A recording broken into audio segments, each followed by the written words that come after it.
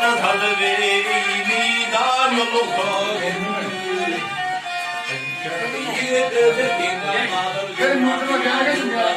Vakti hoş geçir dönen yolu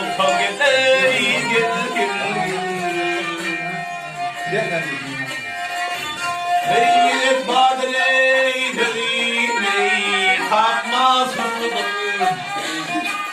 Badri gidey demi daşar eldir Şairinde gayrı kalka karlıdır karlıdır Koşinidin atri çaman yolu gidey gel Hey işidir hey gelmede kömür çenene Hey doğduğun eydi şeyi ah diyerlerine gelmez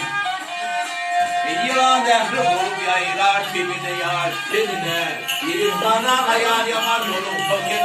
Ey gel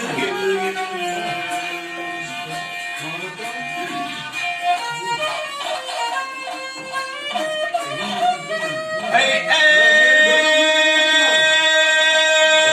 Yıkamar gelin yıkamar benim eline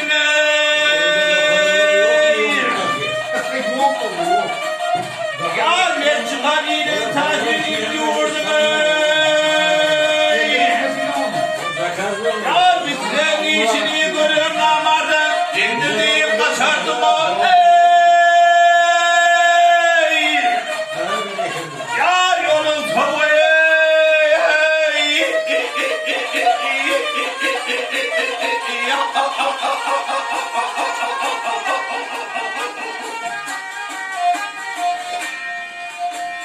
Mahmuli geldi mi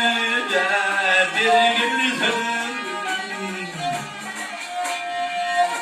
Eşidin gideydim olmadan gölüne bildim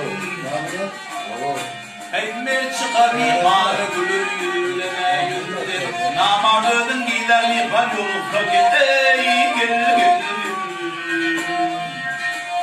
Yandım yâre hey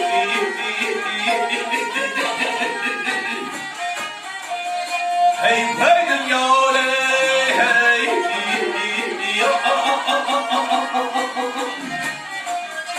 Ekmek çıkar mihmane gülür yüzüne yüzdüm Namardın gider yıkan yolukta gidey